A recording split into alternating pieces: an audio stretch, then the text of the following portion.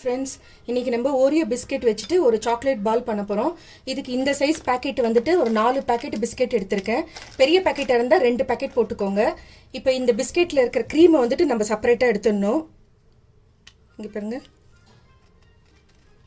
இப்படி எடுத்துட்டிங்கன்னா ஈஸியாக வந்துடும். அந்த மாதிரி இப்போ எடுத்து வச்சுருக்கேன் பாருங்கள் க்ரீமு.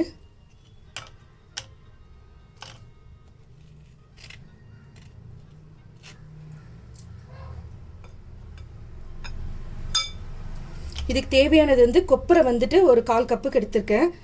1 கப்புக்கு வந்து மில்க் மைட் எடுத்திருக்கோம். இப்போ எப்படி செய்கிறதுன்னு பார்க்கலாம். மிக்ஸி ஜாரில் பிஸ்கெட் போட்டுட்ருக்கோம். இது நைஸாக பவுடர் பண்ணி நம்ம எடுத்துக்கலாம். இப்போ பாருங்கள், நைஸாக பவுடர் பண்ணி எடுத்தாச்சு. இது ஒரு மிக்சிங் பவுலில் நம்ம போட்டுக்கலாம். ரொம்ப நைஸாக இருக்கணும். இது வந்து நம்ம பால் பிடிச்சி பண்ண போகிறது சாக்லேட் பாலுக்கு. ஸோ அதனால் நைஸாக இருக்கணும் அந்த பவுட்ரு.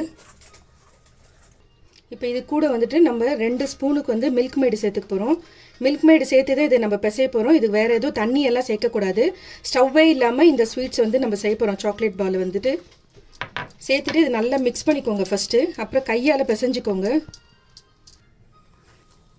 இது கொஞ்சம் சாஃப்டாக இருக்கணும். நம்ம ஊற்றின மில்க் மைடு இதுக்கு சரியாக இருந்துச்சு. உங்களுக்கு தேவைப்பட்டுச்சுன்னா இன்னும் 1 ஸ்பூன் கூட சேர்த்துக்கோங்க.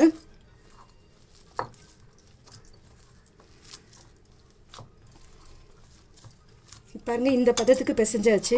இப்போ இது ரெடி. இப்போ நம்ம எடுத்து வச்சுக்க க்ரீமுக்கும் 1 ஸ்பூனுக்கு மில்க் மைடு சேர்த்துட்டு இதையும் கொஞ்சம் நல்லா பிசைஞ்சிக்கலாம்.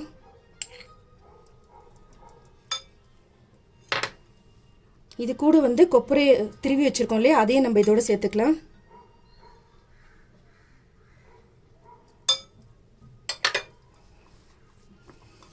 இந்த க்ரீம் வந்து கொஞ்சம் நல்லா ஸ்மாஷ் ஆகணும்.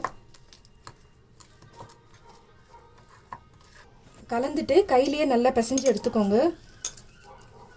ஸ்பூனில் வந்து உங்களுக்கு அந்த க்ரீம் எல்லாம் வந்து ஸ்மாஷ் ஆகாது. இப்போ பாருங்கள், நம்ம ஊற்றுன மில்க் மைடு, க்ரீமு, கொப்பரை எல்லாம் சேர்ந்து கலந்தாச்சு. இப்போ இதை வந்து சின்ன சின்னதாக உருண்டை பிடிச்சி எடுத்துக்கலாம். நம்ம இது கொஞ்சம் கொஞ்சமாக எடுத்துக்கோங்க. இந்த அளவுக்கு இருந்தால் போதும். சின்ன சின்னதாக ஒரு ரவுண்ட் பிடிச்சி வச்சுக்கோங்க. இந்த மாதிரி சைஸ்க்கு எடுத்துக்கிட்டால் போதும்.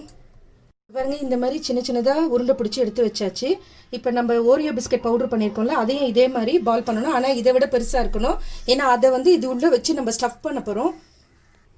இப்போ இந்த பிஸ்கெட் பவுடரு அந்த நம்ம தேங்காய் அது திருவுன்னு பண்ணதை விட இன்னும் கொஞ்சம் பெருசாக எடுத்துக்கணும். நம்ம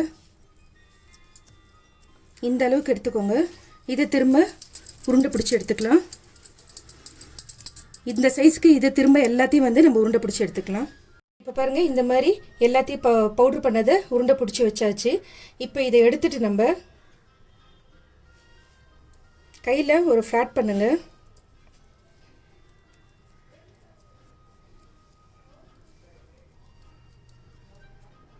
சாஃப்டாக தான் இருக்கும், அதனால் உங்களுக்கு ஈஸியாக இருக்கும் பண்ணுறதுக்கு. பசங்க ஸ்கூலில் வந்து நோ ஃபயர்னு சொல்லி காம்படிஷன்லாம் கொடுத்தாங்கன்னா இந்த மாதிரி செஞ்சு மிக்ஸி ஜாரில் பவுட்ரு பண்ணி எடுத்துன்னு போயிட்டால் கூட ஸ்கூலில் வந்து ஈஸியாக செய்யலாம். க்ளோஸ் பண்ணிவிட்டு திரும்ப வந்துட்டு அதை ஷேப் எடுத்துகிட்டு வந்துடுங்க. அவ்வளோதான். ஓரியோ பிஸ்கெட் சாக்லேட் பால் ரெடி. இப்போ எல்லாம் செஞ்சிட்ட பிறகு நான் காட்டுறேன் உங்களுக்கு. இப்போ பாருங்கள், நம்ம எல்லாம் செஞ்சு எடுத்தாச்சு. இது வந்து நோ ஃபயர்ன்ற மாதிரி காம்படிஷன் இருந்துச்சுன்னா உங்களுக்கு ஈஸியாக இருக்கும் பசங்களுக்கு வந்து இந்த மாதிரி ரெடி பண்ணி கொடுக்கறதுக்கு. ஓரியோ பிஸ்கெட் வச்சுட்டு சாக்லேட் பால் ரெடி பண்ணியிருக்கோம். இதுக்கு தேவையானது வந்து மில்க் மேடு 4 பேக்கெட், சின்ன பேக்கெட் எடுத்திருக்கேன். கொப்பரையை வந்து திருவி வச்சுருக்கோம். 3 ஐட்டம் தான் இதுக்கு வந்து நம்ம யூஸ் பண்ணியிருக்கோம். எவ்வளோ ஈஸியாக இருக்குது பாருங்கள்.